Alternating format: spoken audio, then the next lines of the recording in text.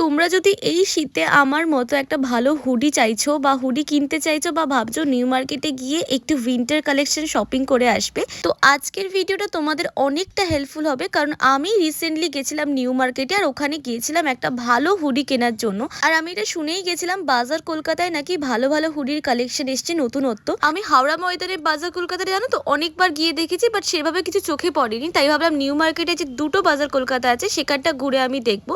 আর তার সাথে স্ট্রিটে অনেক সুন্দর সুন্দর ব্যাগও দেখেছিলাম।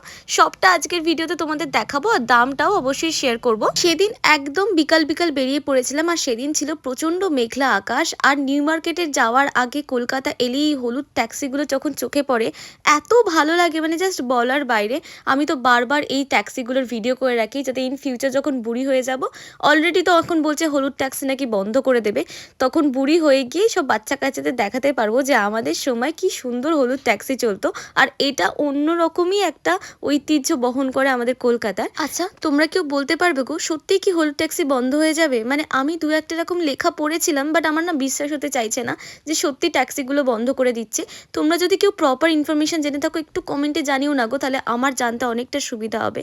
জানো তো, নিউ মার্কেট গেলে না এই রাস্তাগুলো, এই বিল্ডিংগুলোতে আমি বারবার ভিডিও করতে আমার মন চায়। কারণ আজ থেকে 10, 15, 20 বছর পর গিয়ে যখন আর এইগুলো কিচ্ছু থাকবে না, হয়তো অনেক কিছু চেঞ্জ হয়ে যাবে সব কিছু, তখন না এইগুলো দেখে খুব নস্টালজিক ফিল হবে। তখন আমি মানুষকে দেখাতে পারবো যে আমাদের সময়তে নিউ মার্কেট ঠিক কীরকম দেখতে ছিল। তখনও আমি যদিও ভ্লগ বানানোর প্ল্যানিংয়ে রেখেছি, যদি বেঁচে থাকি। তো এখন যেরকম আমি মায়েদের সময় একটা ছোট ফটোগ্রাফ, রাস্তাঘাটের ছোট ছবি দেখলে খুব একটা উৎসাহিত হয়ে পড়ি, মানে দেখে মনে হয় বাবা কীরকম ছিল, এখন কত চেঞ্জেস হয়ে গেছে। ঠিক সেই জিনিসটাই আমি চাই যে ইন ফিউচার আমি মানুষজনকে দেখাতে পারি। আর এই জন্যই আমার এত ভিডিও বানানো, রেগুলারের এত কিছু করা, যাতে করে আমি আমার প্রত্যেকটা দিন মেমোরেবল করে রাখতে পারি, প্রত্যেকটা মুহূর্ত মেমোরেবল করে রাখতে পারি। প্রথমেই আমি গিয়েছিলাম এই যে এই অ্যাঙ্কলেটের দোকানটাতে, দোকান ঠিক না, এই দিদিটা হাতে করে অ্যাঙ্কলেট বিক্রি করেন। আর সেখান থেকে আমি একটা ইভেল আই অ্যাঙ্কলেট নিয়েছিলাম, যেটা আমার প্রচণ্ড পছন্দ হয়েছিল। দেখো 25 ডিসেম্বরের পর গেছিলাম আর 1 জানুয়ারির আগে, যার জন্য এখানের ভিড়টা জাস্ট বুঝতে পারছো। তখন কিন্তু অনেকটাই সন্ধে হয়ে গেছিলো, তারপরেও ছিল প্রচণ্ড ভিড়, মানে লিটারালি রাস্তা দিয়ে হাঁটাইটাই মানে মুশকিল হয়ে যাচ্ছিল। আর আজকে আমার প্ল্যানিংয়ে একটা জিনিসই ছিল যে আমাকে একটা ভালো হুডি কিনতে হবে বা শীতে পরার একটা ভালো জামা কিনতে হবে। মানে আমি সত্যি কথা বলতে চাইছিলাম একটু ভালো কোয়ালিটির কিছু কিনতে। আর দেখো নিউ মার্কেটে হাজার একটা দোকান আছে ভালো ভালো জামা কাপড়ে, তারপরেও আমার ওই মাথায় বাজার কলকাতা জিনিসটা একবার ঢুকে গেছিলো। তার আগে ভাবলাম যে একটু ব্যাগ দেখিনি, কারণ আমার পিঠে যে লাল ব্যাগটা দেখছো সাফারির, এটা আমি গিফট পেয়েছিলাম বহু আগে। আর এটাকে ইউজ করে করে আমি একদম ধস্তা পচা করে ফেলেছি, মানে এটাকে আর ইউজ করা যাচ্ছে না। সেফটি পিন দিয়ে আমি এতদিন চালাচ্ছিলাম, তো ভাবলাম এইখানে এই ব্যাগগুলো হঠাৎই চোখে পড়লো জানো তো।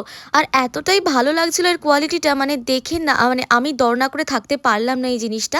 আর অনেকগুলো চেন ছিল, অনেকগুলো কম্পার্টমেন্ট ছিল, আর অনেকগুলো কালার অপশান ছিল, অনেক রকম প্রিন্টেড ছিল। তো সব মিলিয়ে একদম পারফেক্ট ছিল।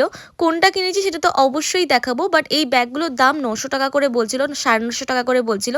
দু ধরনের কোয়ালিটির ছিল, তো তোমাদের দেখে নিতে হবে, আর অবশ্যই বার্গেনিং করবে। সন্ধেবেলা নিউ মার্কেটের রাস্তাঘাটটা কত সুন্দর লাগে তাই না? চারিদিকে লোকজন, এত দোকানের আলো, তার সাথে স্ট্রিট ফুড, সব মিলিয়ে একদম জমজমাটি লাগে। আর বিশ্বাস করো আমার এই ধরনের ভিডিও দেখতে, মানে অন্যান্য জায়গাকার ভিডিও দেখতে বা ভিডিও করতে দুটোই খুব ভালো লাগে। তারপর ফাইনালি বাজার কলকাতা এসে আমার বন্ধুর এই লাল রঙের জ্যাকেটটা খুব পছন্দ হয়ে যায়। আর তারপর আমি চলে আসি লেডিসের সেকশনটা, মানে ওমেন সেকশনটা। এখানে এসে কিরকম কি নেব সেটাতেই তো আমি মানে একদম মানে কি বলবো, মাথা ব্যথা খারাপ হয়ে যাচ্ছিল আমার।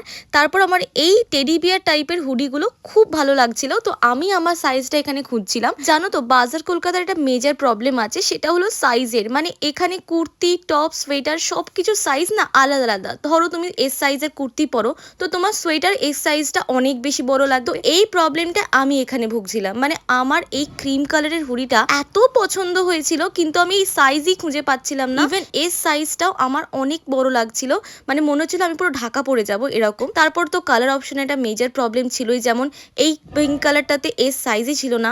এই ব্লু কালারটা আমার খুব পছন্দ হয়েছিল, আর এইগুলো না ভীষণ সফট মেটেরিয়ালের, সাইজ ঠিকঠাক না পাওয়ায় আমি ভাবলাম একটু অন্য মেটেরিয়ালের হুডি দেখে নিই। এখানেই দিদিটা আমাকে হেল্প করছিল, একটু অন্য মেটেরিয়ালে ওয়াইন কালারের হুডিটা আমার খুব পছন্দ হয়েছিল। এইগুলোতেও সেই একই সমস্যা, ফিট কিছুতেই হতে চায় না। তো আমি এটা তো নিইনি, লাস্টে আমার এই ব্ল্যাক কালারটা খুবই পছন্দ হয়ে যায়, এটা আমি এস সাইজও পেয়ে যাই।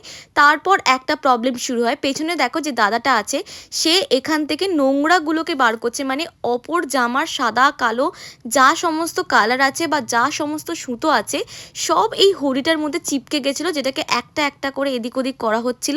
এই হুডিগুলোর দাম ছিল 599 করে, আর আমি যে ওয়াইন কালারের হুডি দেখেছিলাম ওটার দামও ছিল 599 করে। মানে দাম দিয়ে তুমি জিনিস কিনবে অবশ্যই কিন্তু দেখে নিও কোনটা কীরকম বা সাইজ কীরকম।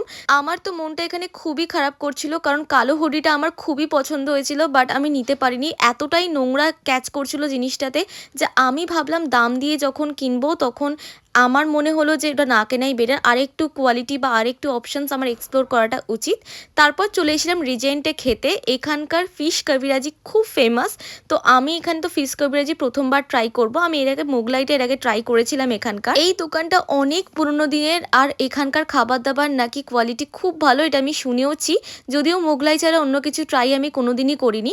তো এখান থেকে ফিশ কবিরাজিটা খেয়ে তো আমার বেশ ভালো লেগেছিল, বেশ মানে 250 টাকার একটু দামটা বেশি লাগলেও, মানে আমার সত্যি কথা বলতে এই ফিশের আইটেমের দামের কোনো আইডিয়া নেই, তো বেশি কম কিনা জানি না, বাট 250 টাকা দাম ছিল এটার।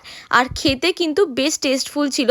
কবিরাজিটা একটু নুন টুন হলে, আমি কোনোদিন খাইনি তো আমার খুব একটা আইডিয়া নেই, তো আমি ফুড ক্রিটিকের মতো তো কথা বলতে পারি না। এখানে প্রথমবার ট্রাই করেছিলাম আর আমার বেশ ভালো লেগেছিল, এর থেকে বেশি আমার কিছু বলা উচিত না অন্য জায়গায়। তারপর এখানে চলে এসেছিলাম জার্সির দোকানগুলোতে, কারণ আমার বন্ধু কয়েকটা জার্সি কিনবে, তো এই জার্সিগুলোর দাম তো প্রচুর বলে, তো তোমরা বার্গেনিং করলে 50% অব্দি দাম এরা কমিয়ে নেয়। কি কি কিনলাম নেক্সট ব্লগে আসছে, দেখা হচ্ছে নেক্সট ভিডিওতে। Tata bye.